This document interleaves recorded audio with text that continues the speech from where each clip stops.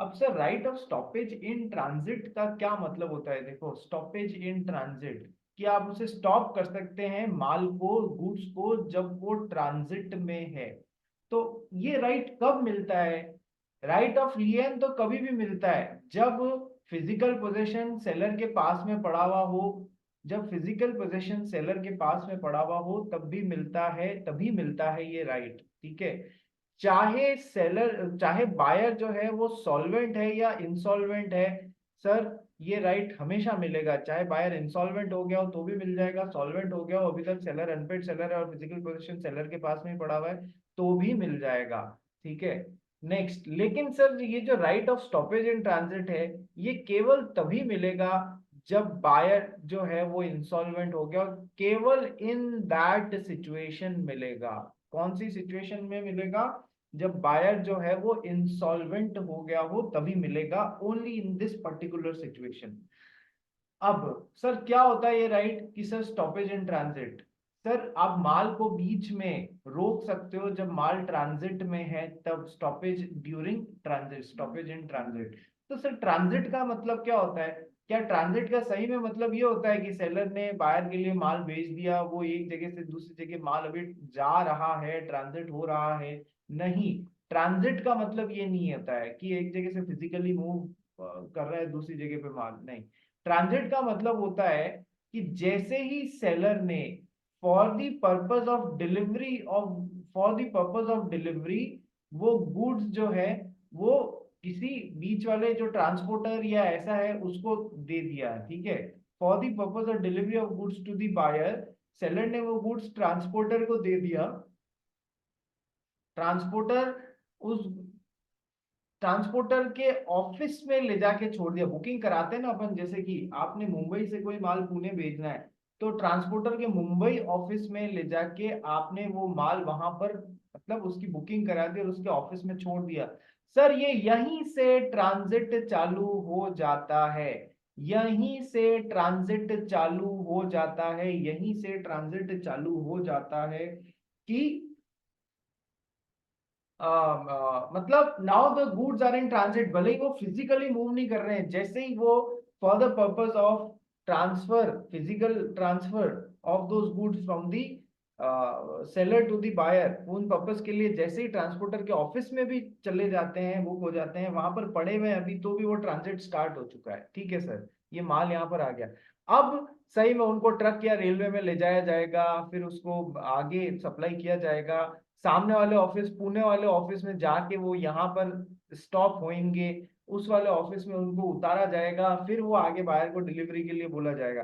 तो सर अभी तक माल यदि यहाँ पर भी पड़ा हुआ है, जा पुणे के ऑफिस में पड़ा हुआ है, तो अभी तक ट्रांजिट चालू है। ठीक है, यहाँ से बुक करा है तब से जब तक कि वो पुणे के ऑफिस में पड़ा हुआ है तब तक ट्रांजिट चालू है। इस दौरान आप कभी भी अपना स्टॉपेज इन ट्रांजिट वाला राइट एक्सरसाइज कर सकते हो। कब कर सकते हो?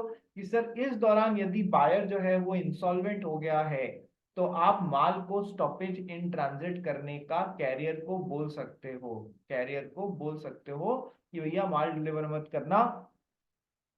ठीक है, तो यहाँ पर ट्रांजिट इस दौरान कराया जा सकता है। ट्रांजिट खत्म भी होने के बहुत सारे तरीके हैं कि सर यदि यदि यहां पर जब माल उतरा तब इस कैरियर ने बायर को बोल दिया कि सर माल आपका आ गया है, मैं आपके बिहाफ पे होल्ड कर रहा हूं एज योर एजेंट, यानी कि सर ट्रांजिट बीच में खत्म हो गया। ट्रांजिट क्या हुआ? बीच में खत्म, यहां पर खत्म हो गया। तो अब ऐसे इवेंट के बाद में आप अपना right of stoppage in transit exercise नहीं कर सकते।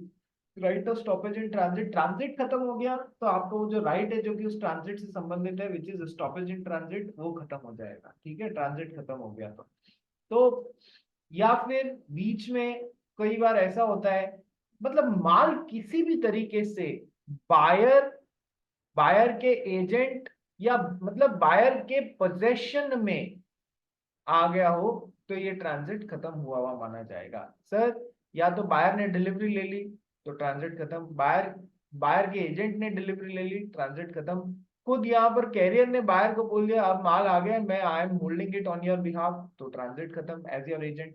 कई बार ये होता है कि कैरियर जो होता है he is acting as an agent of the buyer. कई बार कैरियर जो माल इधर से इधर लेके जाता है, he is acting as an agent of the buyer, तो फिर क्या, ट्रांजिट खत्म। कई बार सर यहीं पर खत्म हो जाएगा, आपने तो उसको, उसके एजेंट को, बायर के एजेंट को ही तो हैंड ओवर कर दिया, मतलब ट्रांजिट खत्म, मतलब फिर right of stoppage in transit भी खत्म तुम्हारा। कई बार ऐसा होता है माल इधर से इधर जा रहा होता है, बायर का कोई आदमी इधर से इधर आ रहा होता है, तो बायर का वो आदमी रास्ते में ही उस माल की डिलीवरी ले लेता है, तो ट्रांजिट खत्म। मतलब माल कैसे भी करके लॉफुली लीगली जब बायर या उसके एजेंट के पोजेशन में आ जाता है, तो फिर वो ट्रांजिट खत्म हुआ हुआ माना जाएगा। अच्छा, राइट ऑफ लियन जो होता है, that is a right to retain the possession of the goods till the time payment is made. Right of lien is a right to retain the possession, whereas right of stoppage in transit is a right to regain the possession। regain, वापस, possession एक बार मेरे से निकल चुका है, मैंने career को दे दिया है, तो वापस उसे रीगेन करने का राइट है केवल तब मिलता है जब बायर इंसॉल्वेंट हो गया हो, अदरवाइज नहीं मिलता है। जबकि ये तो इंसॉल्वेंट हो चाहे नहीं हो, दोनों केसेस में मिल जाता है। ठीक है, क्या तुमको right of stoppage in transit समझ में आया? Yes sir. कब मिलता है समझ में आया? Yes sir. कैसे ट्रांजिट कैसे कैसे चलता है? Yes sir. ट्रांजिट खत्म हो गया तो फिर right of stoppage in transit भी खत्म हो जाएगा। ठीक है, ये बेसिक बातें आप लोगों को समझ में आ गई। अब क्या क्या जरूरी बातें हैं कि sir right of stoppage in transit को एक्सरसाइज करने की, ये राइट सेलर एक्सरसाइज करे, उसके लिए जरूरी बातें क्या है? सबसे पहली और जरूरी बात, सेलर अनपेड सेलर है सर, ये तो बहुत जरूरी बात है। और उसने अपना गुड्स से पोजेशन पार्ट विद कर दिया हो, यानी कि he has parted with the possession of the goods। Goods किसको दे दिया है? कैरियर को दे दिया for the purpose of delivery. और गुड्स जो है वो ट्रांजिट में है, अभी तक ट्रांजिट में है, तो स्टॉपेज इन ट्रांजिट का राइट है, नहीं है तो बात खत्म। बायर इंसॉल्वेंट हो चुका है, and this right is subject to other provisions of this act. और कोई दूसरे प्रोविजंस भी हैं जो इस एक्ट में लगते हैं, उनको भी ध्यान रखना पड़ेगा।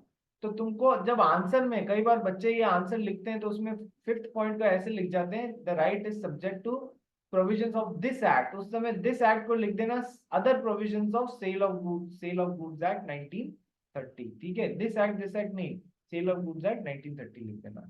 ठीक है, गुड्स ट्रांजिट में, इसका मतलब ये नहीं कि वो एक्चुअली मूविंग हो रहे हैं, बट कस्टडी ऑफ कैरियर में who is holding the goods in his own name.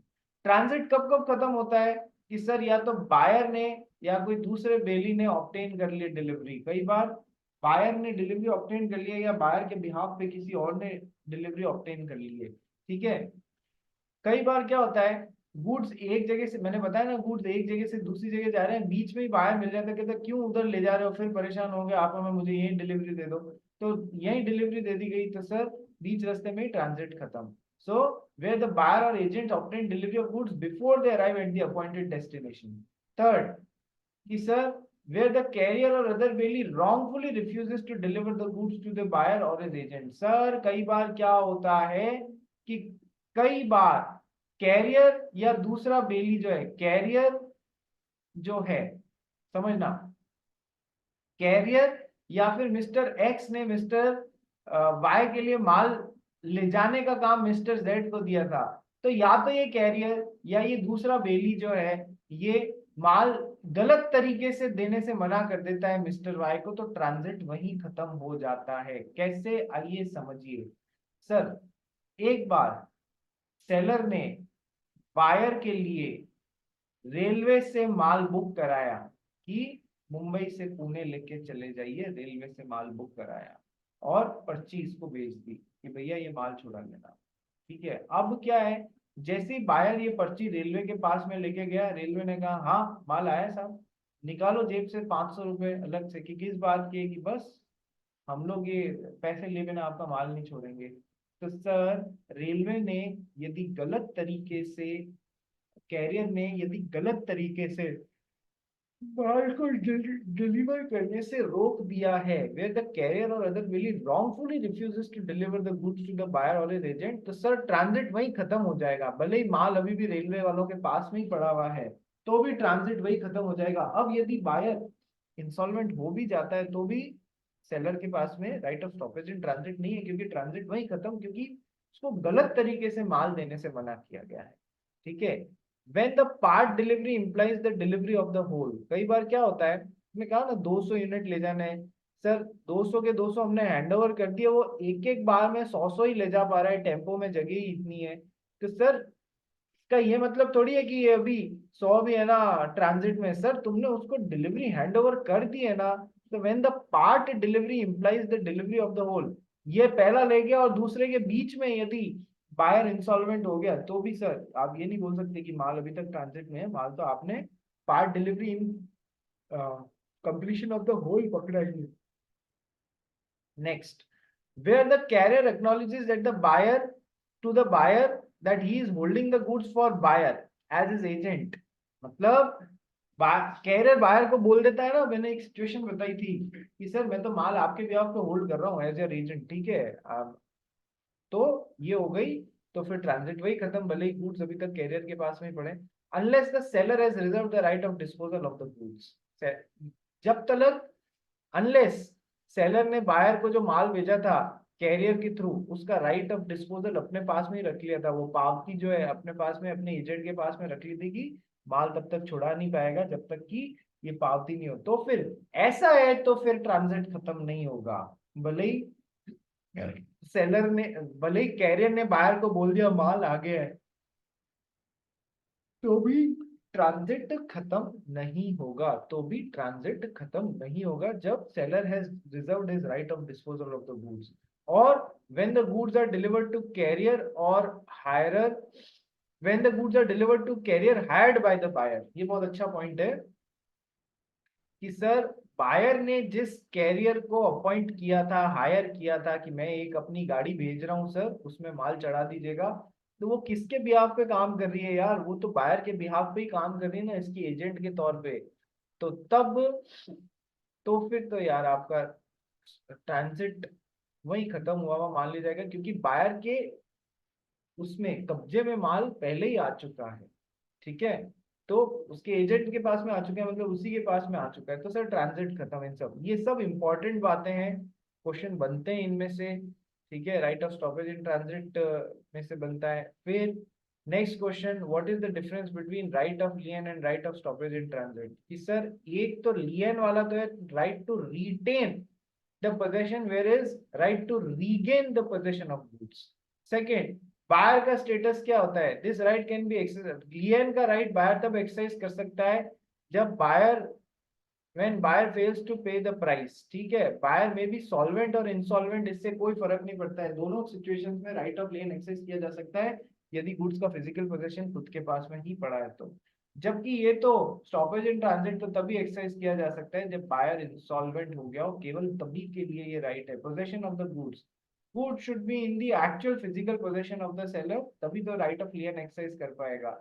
जबकि इधर तो स्टॉपेज इन ट्रांजिट में तो गुड्स का पोजेशन पार्ट विद कर दिया है, किसको दे दिया है, कैरियर को दे दिया है। क्यों दे दिया है, for the purpose of transmission to the buyer, carrier या बेली को दे दिया है। ठीक है, जब तक ये गुड्स उन कैरियर या बेली के पास कस्टडी में है और बायर को डिलीवर नहीं किया उन्होंने, तब तक स्टॉपेज इन ट्रांजिट एक्सरसाइज किया जा सकता है, वो भी तब जब बायर इंसॉल्वेंट हो गया हो। एंड पॉइंट क्या है कि सर जैसे ही लियन का मतलब है सेलर के पोजेशन में गुड्स पड़े, जैसे ही उसने ट्रांजिट में माल चढ़ाया वैसे ही इसका राइट ऑफ लियन खत्म। तो क्या, क्योंकि फिजिकल पोजीशन पार्ट विद कर दिया, तो क्या हम ऐसा नहीं बोल सकते कि सेलर जो है जैसे ही राइट ऑफ लियन खत्म होता है वैसे ही right of stoppage and transit चालू हो जाता है। हाँ सर, ये बोल सकते हैं कि right of लियन when finished gives right to right of stoppage in transit, the right of lien gives rise to the right of stoppage in transit। बिल्कुल एंड पॉइंट हो जाता है वो लियन का। जबकि ये स्टॉपेज इन ट्रांजिट में it is a right to exercise this right the seller must have lost his right of lien. Sir seller जब अपना राइट ऑफ लियन छोड़ेगा तभी तो right of stoppage in transit चालू होगा, और फिर बाहर इंसॉल्वेंट होगा तभी तो वो अपना right of stoppage in transit exercise करेगा, तभी तो वो अपना स्टॉपेज इन ट्रांजिट एक्सरसाइज करेगा। तो इसलिए to exercise this right the seller must have lost his right of lien. Next, sir right of lien seller को खुद को एक्सरसाइज करना पड़ता है, जबकि right of stoppage in transit जो है वो सेलर खुद एक्सरसाइज नहीं करता है, वो कैरियर या बेली को बोलता है जिसके पास में गुड्स पड़े हुए हैं कि कृपया आ, ये माल को रोको। खुद से नहीं कर सकता है, किसी को रिक्वेस्ट करके अपना राइट एक्सरसाइज कर सकता है। ठीक है, क्या ये बात समझ में आ गई, राइट ऑफ लियन और right of stoppage in transit? Yes sir, तो ये तो दोनों में ही है। राइट अगेंस्ट द गुड जब प्रॉपर्टी पास हो चुकी है उसके बावजूद है राइट ऑफ लियन और right of stoppage in transit, यहाँ पर भी है यहाँ पर भी है। ठीक है, नेक्स्ट आगे बढ़ते हैं। समझ में आ गया, बोलिए समझ में आ गया या नहीं आ गया? समझ में आया? शेट्टी, ईशा बांगर, श्लोक, श्लोक को आ गया, मंशा, झील, कनक, रियाज, आईफोन, रिया हाँ सर। आईफोन लिखना जरूरी है क्या? हम सबको inferiority sir complex, by default आता है, फोन से लॉगिन हम करते सबको थे, एक सेकंड इंफीरियोरिटी चेंज कॉम्प्लेक्स हो करते हैं। जाता है यार, आईफोन हटा लिया कर अपना। Sorry sorry sir. ठीक है, चलो next. Effect of sub sale, उसने सच में हटा भी दिया। इफेक्ट ऑफ सब सेल और pledge by the buyer, effect of sub sale और प्लेज बाय द बायर, देखो समझना ये इंपॉर्टेंट टॉपिक है। बेसिक रूल क्या है कि अनपेड सेलर का राइट ऑफ लियन और right of stoppage in transit is not affected by any sale और pledge of the goods made by the buyer. यदि किसी सेलर के पास में लियन के तौर पे माल पड़ा हुआ है, लिया राइट ऑफ लियन एक्सरसाइज कर दिया, या उसने सेलर ने किसी कैरियर को माल चढ़ाया जो अभी तक ट्रांजिट में चल रहा है, ठीक है, तो सेलर के ये जो राइट ऑफ लियन है या फिर right of stoppage in transit है, ये बायर ने आगे माल किसी को सब सेल कर दिया है तो भी ये दोनों राइट इफेक्ट नहीं होंगे, राइट ऑफ लियन और right of stoppage in transit. Basic rule समझना, इस पे थ्योरेटिकल क्वेश्चन, थ्योरेटिकल या प्रैक्टिकल क्वेश्चन आ सकता है।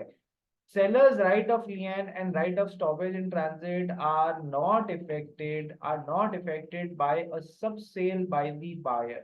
ठीक है, बट इसके कुछ एक्सेप्शंस है। क्या एक्सेप्शंस है? In the following two cases unpaid seller cannot exercise his right of lien और स्टॉपेज इन ट्रांजिट। क्या sir? When the seller assents to such sale और प्लेज, कि सर बायर ने जब नए बायर को माल बेचा तो सेलर ने कंसेंट कर दिया, उसको असेंट कर दिया, ठीक है बेच दो, तो फिर अब या तो राइट ऑफ लियन या right of stoppage in transit जो भी था वो अब खुद ने, आपने उस नए बायर को बेचने के लिए जब हाँ भरी तो खुद ने अपना राइट छोड़ा है, तो फिर अब आप ये एक्सरसाइज नहीं कर सकते, number one.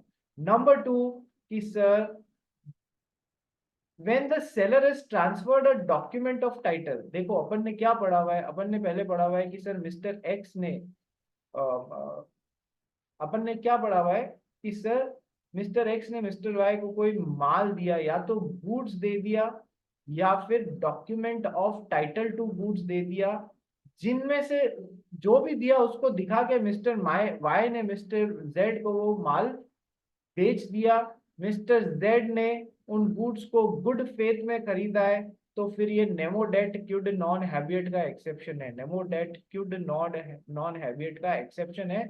he will be getting a good title than what Mr. Y has पढ़ा है। तो सर वही वाला पॉइंट, ये वाला पॉइंट यहाँ पर वापस लगा रहे हैं। देखो या तो राइट ऑफ लियन है या तो right of stoppage in transit है, जो भी है सेलर का या तो राइट ऑफ लियन है या फिर right of stoppage in transit है। कैसे? या तो फिजिकल माल का पोजीशन अपने पास रख ले या माल ट्रांजिट में चल रहा है, तो सर गुड्स तो नहीं मिलेंगे, गुड्स तो उसने बायर को दिए नहीं है अभी, तभी तो इन दोनों राइट्स में से कोई भी एक राइट जिंदा है।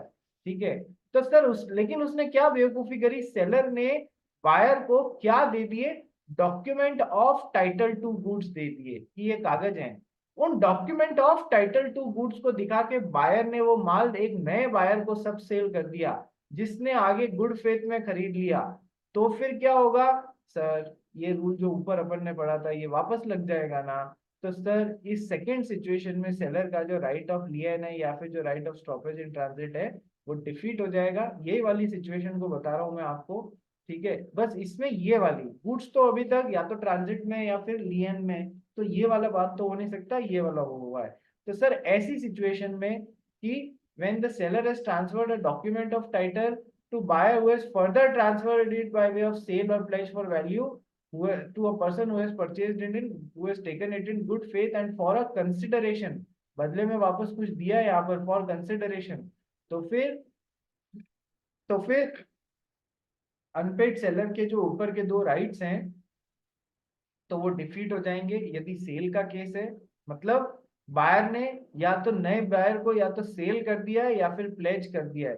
सेल का केस है तो फिर सर ये right of stoppage in transit और right of lien and finished, ठीक है। और यदि प्लेज का केस है तो फिर बहुत इंटरेस्टिंग बात है कि अनपेड सेलर के जो राइट ऑफ लियन या right of stoppage in transit है सर, ये जिसने माल गिरवी रखा है उसके राइट्स के बाद में एक्सरसाइज किए जा पाएंगे। वापस समझो कि सर सेलर था, उसका राइट ऑफ लियन था या right of stoppage in transit था। यस सर, सेलर ने वो माल जो है बायर को उसका गुड्स का डॉक्यूमेंट ऑफ टाइटल दे दिया, जिसको दिखा के बायर ने या तो नए बायर को माल बेच दिया, सेल कर दिया, या फिर उन गुड्स को कहीं प्लेज कर दिया। ठीक है, दोनों में से एक किया है। दोनों में से यदि नए बायर को माल बेच दिया, वो डॉक्यूमेंट ऑफ टाइटल दिखा के, और इसने भी गुड फेथ में लिया, दोनों ने गुड फेथ में से जो भी काम किया है, सेल का केस है तो सर राइट ऑफ लियन और स्टॉपेज इन ट्रांजिट खत्म हो जाएगा सेलर का। ठीक है, यदि डॉक्यूमेंट ऑफ टाइटल दिखा के, कागज दिखा के इसको बेच दिया तो। और यदि कागज दिखा के इधर प्लेज कर दिया तो सर पहले इसका राइट पूरा होएगा, पहले इसका राइट पूरा होएगा, फिर कुछ बचेगा तो फिर सेलर को अनपेड सेलर होने का राइट मिलेगा। ठीक है, कैसे? मान लो चीज थी 1 करोड़ रुपए की, जो सेलर ने बायर को, जिसका डॉक्यूमेंट ऑफ टाइटल दिया, वो प्लेज इस यहाँ पर हो गया और लोन लिया गया उस पे 50 लाख रुपए का। तो पहले इसके 50 लाख रुपए ये वसूल करेगा, बचा हुआ 50 लाख रुपए के लिए अनपेड सेलर जो है वो उन गुड्स पे क्लेम कर पाएगा या फिर पैसा मांग पाएगा। ठीक है, ये समझना। अब इसमें समझने वाली बात क्या और है हो रही है प्लेज वाली में, कि सर बायर ने उन गुड्स को प्लेज कर दिया और जिसने भी गुड फेथ में उन डॉक्यूमेंट ऑफ टाइटल से प्लेज कर दिया। सर मान लीजिए बायर ने लोन लिया है 1 करोड़ रुपए का, उन डॉक्यूमेंट ऑफ टाइटल को यहाँ पर गिरवी रख के 1 करोड़ रुपए का लोन ले लिया। उस 1 करोड़ रुपए के लोन के लिए इसने 4 चीजें यहाँ पर प्लेज कराई हैं, 4 चीजें गिरवी रखाई हुई है।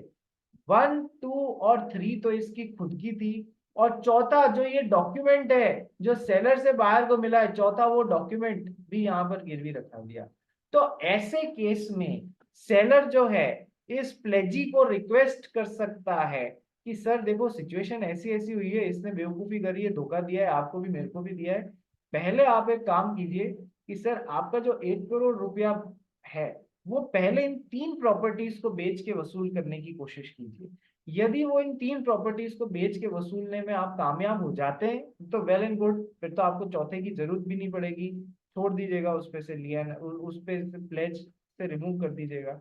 और सर इन 3 को मिला के आपका 95 लाख रुपया ही पूरा होता है, तो फिर सर मेरे माल को बेच के डॉक्यूमेंट को, जिसका डॉक्यूमेंट आपके पास में गिरवी पड़ा है, फिर उसका नंबर लगाइएगा, 5 लाख रुपया उसमें से वसूलिएगा चौथे। तो मतलब इतना वो रिक्वेस्ट कर सकता है कि सर ये जो है, ये जो इसने गलत काम किया है, मेरे माल को आप लास्ट में अपने प्लेज के लिए काम ले लें। ठीक है, क्या ये बात सबको समझ में आई? बोलिए हाँ या ना, बोलिए हाँ या ना, बोलिए ये सुनो। Yes, sir. देखिए, या फिर एक काम ये भी हो सकता है कि वो माल की कीमत, जिसका डॉक्यूमेंट ऑफ टाइटल गिरवी रखा दिया इसने गलत तरीके से, उस माल की कीमत 5 करोड़ रुपए, 4 करोड़ रुपए। ऐसे केस में कई बार सेलर खुद ये 1 करोड़ रुपए यहाँ चुका देता है और अपना ये right of stoppage in transit और राइट ऑफ लियन एक्सरसाइज करता रहता है। ठीक है, वो खुद चुका देता है, ये ऐसी भी पॉसिबिलिटीज है। तो सर यदि प्लेज हुआ है तो सर अनपेड सेलर के जो अबव दो राइट्स हैं, लियन और stoppage in transit, they can be exercise subject to the rights of pledgee. That is seller में या still exercise rights by paying off the pledgee, या तो उसको पे कर देता है सेलर खुद, प्लेजी को पे कर देता है और अपने राइट्स एक्सरसाइज करता है। और Unpaid seller in case of pledge में ask pledgee to first secure his amount out of any other goods 1, 2 और 3 नंबर पे जो बायर ने इसके साथ में जो दूसरे गुड्स भी गिरवी रखा है उनसे कर लो। बाद में नी नंबर लगे पूरा पैसा नहीं मिले तो फिर मेरे से आप मेरे गुड्स से वसूल करना, पहले मत करो यार। ठीक है, वो ऐसा रिक्वेस्ट कर सकते। अब आते हैं अपन तीसरे राइट की तरफ, जो ये राइट ऑफ लिएन और स्टॉपेज इन ट्रांजिट बहुत इंपॉर्टेंट राइट्स है एग्जामिनेशन पॉइंट ऑफ व्यू से, और अनपेड सेलर बहुत इंपॉर्टेंट चैप्टर है एग्जामिनेशन पॉइंट ऑफ व्यू से, करके जाना अच्छे से।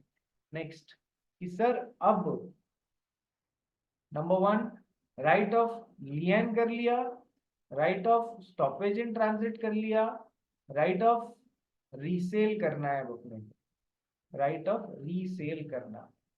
सर लिएन का कोई मतलब ही नहीं रहेगा, सेलर से, सेलर अनपेड सेलर है, उसको बायर से पैसा वसूलना है, अनपेड सेलर को बायर से पैसा वसूलना है, तो उसने राइट ऑफ लिएन एक्सरसाइज किया हुआ है।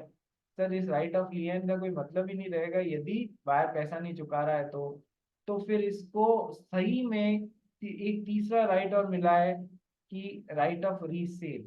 सर ये पैसा नहीं चुका रहा है, रीजनेबल नोटिस वगैरह दे दिए हैं, वो सब अभी अपन पढ़ेंगे। ठीक है, रीजनेबल नोटिस वगैरह दे दिए हैं तो फिर अब माल बेच सकते हो किसी और पार्टी को।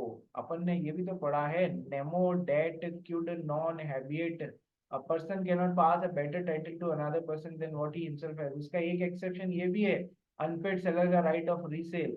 क्या ओनरशिप इसको दे दी लेकिन अनपेड सेलर है तो राइट ऑफ लिएन एक्सरसाइज किया हुआ है। अब ये बार बार पैसा बोलने के बाद में भी पैसा नहीं चुका रहा है तो अब ये माल को रीसेल कर सकता है। खुद सेलर नहीं है, ओनरशिप इसको दे दी तो भी इसको नए बायर को बेटर टाइटल दे सकता है जो उसके खुद के पास में नहीं है। किससे? राइट ऑफ रीसेल से। ठीक है भाई, चलिए तो राइट ऑफ रीसेल,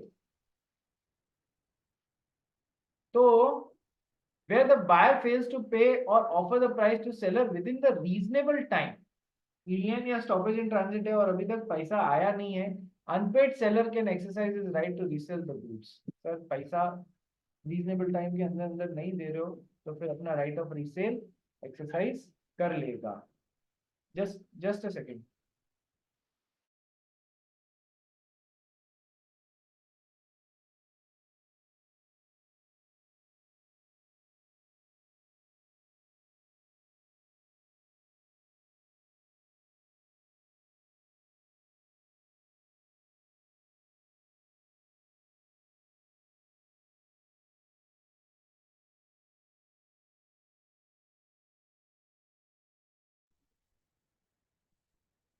चलिए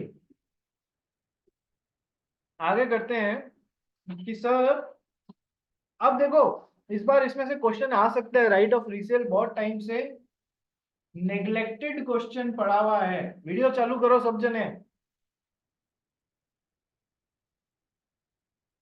शेट्टी, रिया, श्लोक, वीडियो चालू करो। ये है ना थोड़े टाइम से नेग्लेक्टेड क्वेश्चन है तो क्या पता इस बार यही आ जाए। लिएन और स्टॉपेज इन ट्रांजिट तो फेवरेट क्वेश्चन है ही है अनपेड सेलर के क्वेश्चन में, के चैप्टर में, इसमें से भी आने की संभावना बनती है। क्यों? और इसी पोर्शन में से आने की संभावना बनती है। क्यों? कि sir where the goods are of perishable nature. Sir इसमें मेन चीज क्या है रीसेल में कि सेलर ने अपना लिएन या right of stoppage in transit लगा के माल अपने पास में या तो रखा हुआ है या वापस रीगेन कर लिया या रिटेन कर लिया है। बायर रीजनेबल टाइम में पैसा नहीं चुका रहा है तो सेलर को राइट ऑफ रीसेल मिलेगा। ठीक है सर, लेकिन इधर इंपॉर्टेंट खेल है नोटिस का, नोटिस खेलने का। क्या है देखो, जहां पर गुड्स पेरिशेबल नेचर के हैं तो क्या ये नोटिस खेलने का टाइम मिलेगा? तुमने माल नहीं क्या पैसे नहीं दिए तो मैं ये कर दूंगा तो मैं वो कर दूंगा, नहीं। जहां पर नोटिस खेलने का टाइम नहीं है वहां पर पेरिशेबल नेचर है, कोई नोटिस देने की जरूरत नहीं है। No need to inform the buyer about the intention to resell. भैया माल पेरिशेबल नेचर का है, पैसा दो ले जाओ, नहीं है तो हम तो इन्हें बेच के निकलेंगे। माल पेरिशेबल नेचर का, हमको आपको इन्फॉर्म करने की कोई ना तो टाइम है, सिचुएशन को देखते हुए ना हम करेंगे। ठीक है, लेकिन जब माल जो है वो पेरिशेबल नेचर का नहीं है, रेगुलर नेचर का है, मतलब कोई भी ऐसा खराब हो जाए ऐसा माल नहीं है, तो फिर जहां पर सेलर ने अपना राइट ऑफ लियन या right of stoppage in transit exercise किया हुआ है and gives a notice to buyer of his intention to resell the goods, ये बहुत जरूरी है। माल इसके पास में है, आइदर थ्रू लियन और थ्रू स्टॉपेज इन ट्रांजिट, इसने बायर को नोटिस दिया, भैया या तो 10 दिन में पैसा चुका देना, रीजनेबल टाइम दे रहा हूं तुमको एक, या फिर मैं उस माल को बेच दूंगा, रीसेल कर दूंगा। ये नोटिस देना बहुत जरूरी होता है, ध्यान रखना, ठीक है। यदि इस सेलर ने ऐसे नोटिस देके प्रॉपरली काम किया है, यदि इस सेलर ने ऐसे नोटिस देके प्रॉपरली काम किया है, मान लो इनके बीच में प्राइस डिसाइड हुई थी 1000 रुपए, ये पेमेंट कर नहीं रहा है, मार्केट में गया 900 रुपए में बेच पाया, तो क्या होगा? प्रॉपर नोटिस दिया है भैया। मार्केट में गया 1000 रुपए का 1000 में ही बेच पाया, और मार्केट में गया और 1000 रुपए की चीज को 1100 रुपए में बेच दिया, प्रॉपर नोटिस दिया हुआ है। तो इन तीन सिचुएशंस में क्या होगा देखो, यदि कोई डैमेज हो रहा है, 1000 रुपए की चीज 900 में बिक रही है, तो प्राइस डिफरेंस यदि नोटिस दे के बेचा है ना, तो तुम बायर से प्राइस डिफरेंस वसूल सकते हो, ठीक है। यदि प्रॉपरली नोटिस दे के बेचा है ना, तो seller can retain the profit. 1100 रुपए में बेची है, 1000 रुपए की कॉन्ट्रैक्ट प्राइस थी, 1100 रुपए में बेची है, तो तुमने नोटिस दे के बेची है ना बायर को, तो फिर तुम एक्स्ट्रा जो 100 रुपए है वो खुद रख सकते हो। लेकिन यदि गुड्स को सेल कर दिया गया विदाउट गिविंग नोटिस, नोटिस दिया नहीं, तो सेलर एक तो डैमेजेस हो रहा है तो वो तो वसूल नहीं पाएगा, और यदि एक्स्ट्रा प्रॉफिट हो रहा है तो वो किसको देना पड़ेगा? बायर को एक्स्ट्रा 100 रुपए देना पड़ेगा। यानी कि दोनों कहानी उल्टी हो जाएगी यदि तुमने नोटिस देके नहीं बेचा तो। और new buyer gets a good title to the goods upon resale from the seller, ये तो अपन ने नेमो डेट क्यूट नॉन हैबिट में वैसे भी पढ़ा हुआ है कि नए बायर को तो अच्छा टाइटल मिलेगा ही मिलेगा। तो सर ये पॉइंट पे खेल हो सकता है, ठीक है, ध्यान रखना। नेक्स्ट, अब एक और जरूरी बात कि सर जहां पर सेलर ने एक्सप्रेसली अपना राइट ऑफ रीसेल रिजर्व करके रखा हुआ है, कॉन्ट्रैक्ट के अंदर ही एक्सप्रेसली रखा हुआ है, क्या? जब सेलर बायर को माल बेच रहा था, उस कॉन्ट्रैक्ट के अंदर ही स्पेसिफिकली इसने वो भी मेंशन कर दिया कि यदि आपने 10 दिनों के अंदर इस तारीख से पेमेंट नहीं किया, तो मुझे आपको अलग से कोई नोटिस देने की जरूरत नहीं है, मैं अपना राइट ऑफ रीसेल एक्सरसाइज बिना नोटिस दिए कर पाऊंगा। यानी कि एक्सप्रेसली रिजर्व करके रख दिया। तो सर अब नोटिस देने की कोई सेपरेटली सेलर से बायर को नोटिस देने की जरूरत नहीं है कि मैं माल बेच रहा हूँ, वो बेच सकता है, और डैमेज हो रहे हैं तो वसूल सकता है, प्रॉफिट हो रहा है तो खुद रख सकता है। यानी कि समझदार लोग क्या करेंगे, अपना माल बेचते वक्त एक ऐसा क्लॉज डालेंगे, so when seller expressly reserved his right of resale, he is not required to give notice of resale to buyer. Any loss on resale can be recovered from the original buyer even if notice of resale is not given. तो sir perishable में notice की कहानी आती ही नहीं है, normal goods में notice दिया है तो क्या होगा, नहीं दिया है तो क्या होगा, ठीक है। और जब एक्सप्रेसली अपना राइट ऑफ रीसेल खुद कॉन्ट्रैक्ट में रिजर्व करके रखा हुआ है तो क्या होगा, ठीक है। And where the property in goods is not pass to the buyer, जहां सेलर से बायर को ओनरशिप अभी तक ट्रांसफर नहीं हुई है, वहां पर एक एक्स्ट्रा राइट है। जहां पर सेलर से बायर को अभी तक प्रॉपर्टी इन गुड्स ट्रांसफर नहीं हुआ है, वहां पर एक एक्स्ट्रा राइट है। क्या राइट है? Right of withholding the delivery. कैसे? अपन ने पढ़ा था ना, देखो, राइट ऑफ अनपेड सेलर है, right against the goods, right against the buyer. Right against the goods में क्या होता है? जब ओनरशिप ट्रांसफर हो चुकी है, जब ओनरशिप या प्रॉपर्टी ट्रांसफर नहीं हुई है। तो सर यहाँ पर एक और राइट मिलता है, लिएंड स्टॉपेज इन ट्रांजिट और रीसेल के अलावा एक और राइट मिलता है, right of with holding the delivery. कुछ नहीं है यार, वैसा ही है जैसा राइट ऑफ लियन है, पता नहीं क्यों अलग पॉइंट बना दिया। In addition to this right of lien stoppage in transit of resale, it is a right which is similar to lien, also called quasi lien. बस इतना याद रख लेना और कुछ भी नहीं है। नेक्स्ट, अब आते हैं चार्ट के इस तरफ। ये तो अपन ने पूरा कर लिया, अब आएंगे अपन चार्ट के इस तरफ कि अनपेड सेलर की rights of unpaid seller against the buyer buyer के खिलाफ अनपेड सेलर का क्या क्या राइट्स है, बायर के खिलाफ अनपेड सेलर का क्या क्या राइट्स है। ठीक है, कि सर 3 तरीके के राइट्स हैं, suit for price, suit for damages, suit for interest. आप पहले दो में तो नाम से ही समझ जाओ कौन सा कब लगेगा, पहले दो में तो नाम से ही समझ जाओ कि सर सूट फॉर प्राइस में पूरी प्राइस बायर्स में, I am an unpaid seller, मैं पूरी प्राइस तुमसे कब डिमांड कर सकता हूं, जब मैंने उसकी ओनरशिप तुमको ट्रांसफर कर दी हो, तो मैं पूरी प्राइस डिमांड करूंगा उसकी। ठीक है, अभी तक मैंने एज अ तुम बायर हो, ओनरशिप ट्रांसफर नहीं की है, या तो तुमने लेने से मना कर दिया या फिर तुमने पूरे पैसे नहीं चुकाए हैं, तो मैं उस माल को ले जाके बाजार में बेचूंगा। यदि मेरे को कोई डैमेज हो रहा है तो फिर मैं वो तुमसे डैमेज वसूलूंगा। ठीक है, यदि ओनरशिप ट्रांसफर नहीं हुई है तो। और सूट फॉर इंटरेस्ट, पैसा वैसे का इंटरेस्ट वगैरह का खेल, ये तो तुम जानते ही हो। ठीक है, तो आओ इसको देखते हैं एक बार, क्विकली रिज्वाइन करो सेम लिंक पे, फिर इसको करना चालू करते हैं।